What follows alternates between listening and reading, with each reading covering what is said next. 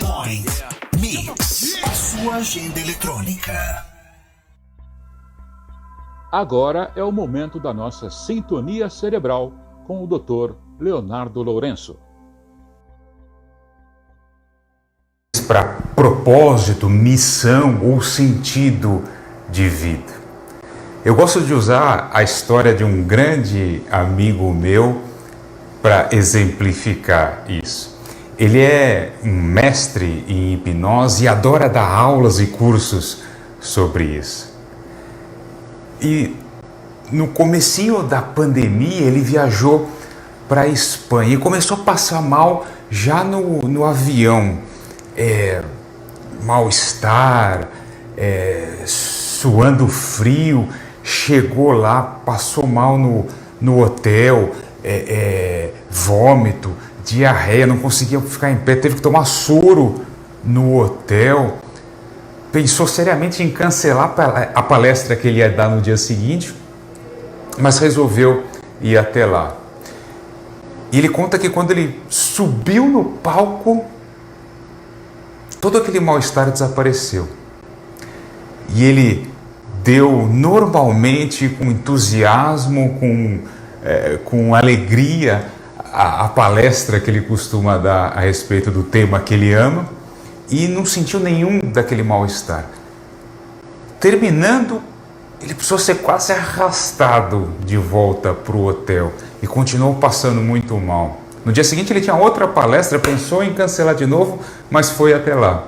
E novamente, quase que ressuscitou no palco, fazendo naquele estado mental de fluxo, de entrega, fazendo aquilo que ele é apaixonado por fazer. Há um estudo norte-americano publicado em 2012 em que se demonstra que pessoas com forte senso de propósito de vida possuem um risco muito menor para desenvolver problemas degenerativos cerebrais, déficits cognitivos e doença de Parkinson. Muitos outros trabalhos científicos mostram que essas pessoas com senso de missão de vida bem estabelecido têm índices de saúde física e mental muito melhores do que as pessoas que não têm isso. Um experimento realizado pela Universidade da Pensilvânia e publicado em 2019 buscou entender por que isso acontecia.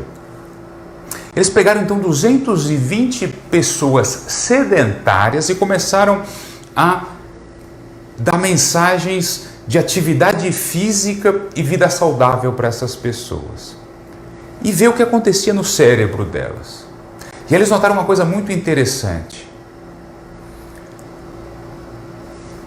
Todas essas pessoas começavam a acionar áreas de conflito cognitivo. Uma mensagem conflitante com o hábito de não fazer atividade física rotineiro. Mas eles viram que havia uma grande diferença entre dois grupos. No grupo de pessoas com forte senso de missão, propósito de vida, a intensidade desse conflito era muito menor. As áreas cerebrais onde isso acontecia eram muito menos acionadas do que em quem tinha níveis muito mais baixos ou inexistentes de sentido, de propósito e missão de vida.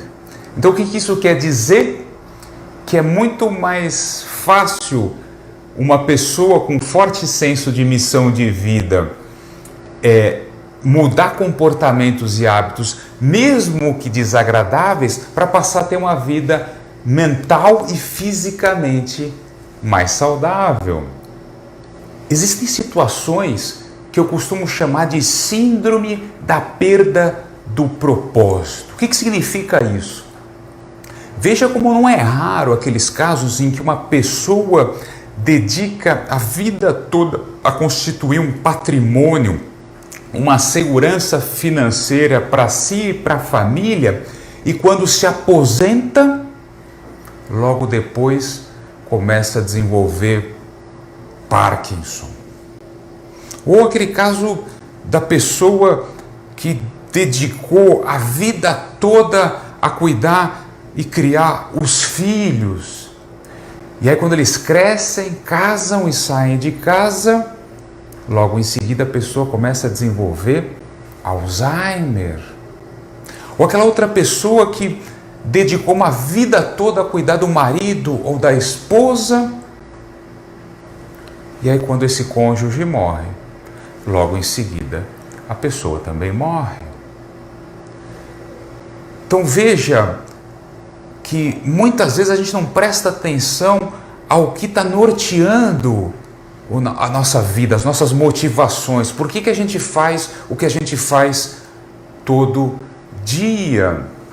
E absolutamente não tem nada de errado em dedicar uma vida a ganhar dinheiro, a cuidar de filhos, a cuidar de marido, de esposa. Absolutamente nada de errado com isso.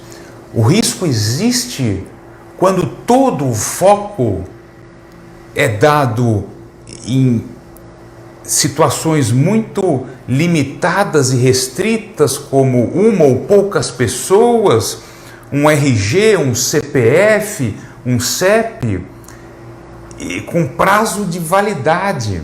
Então o risco é quando essas coisas acabam, ou quando essas missões são cumpridas, ou quando essas pessoas seguem suas vidas, a gente perdeu o chão.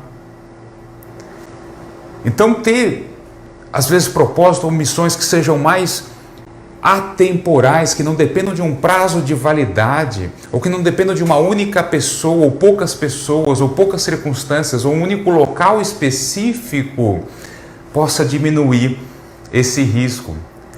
Veja o exemplo de um dos maiores arquitetos da história, Oscar Niemeyer. Ele morreu com mais de 100 anos, com a cabeça completamente afiada. E o que movia Oscar Niemeyer? Não era ser um arquiteto famoso, não era ficar milionário, não era cuidar só da família ou ganhar dinheiro. O que movia Oscar Niemeyer, o propósito de vida dele era embelezar o mundo.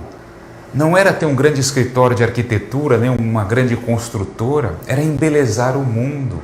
Embelezar o mundo não depende só de um único empresa, de uma única relação, não tem prazo de validade. O cérebro pode ficar ligado a um norte como esse por tempo indeterminado.